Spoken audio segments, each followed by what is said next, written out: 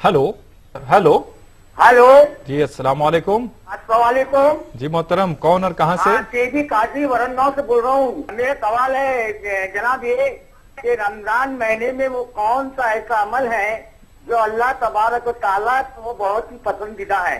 बेहतर काजी साहब, बहुत शुक्रिया, आपने हमें कॉल किया। आपके सवालात का जवाब जानते हैं। आइए मदनी साहब से क्या कहते हैं। मदनी साहब। वालेकुम अस्सलाम वरहमतुल्लाहि वबरकातुहू।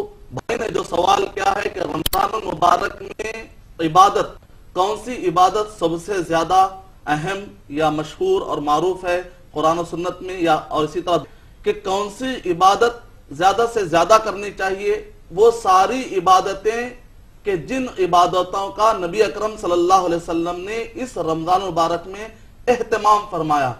और अगर आप कुरान मजीद का मुताला करेंगे तो खास तौर से कुरान मजीद को रमजान मुबारक में खास तौर से हाईलाइट किया गया। अल्लाह सुब्हानहु व तआला ने सूरह बकरा सूरह नंबर 2 के आयत नंबर 185 के अंदर कहा कि रमजान मुबारक का महीना तो वो महीना है जिसके अंदर कुरान मजीद नाजिल किया गया।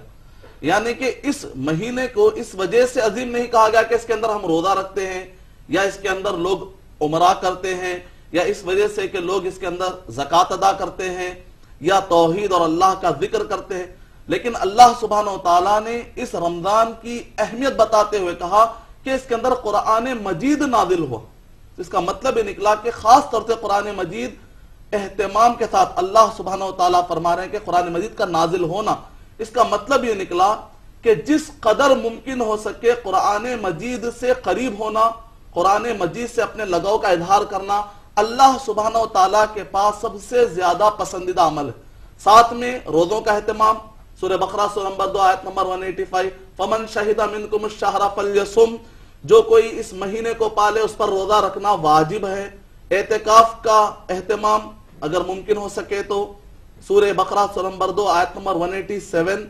इसी तरह लैलतुल कदर 21, 23, 25, 27, 29 या 5 में से किसी एक रात में चूंकि लैलतुल कदर मुमकिन है इसमें तलाश करना, सूरह नंबर 97।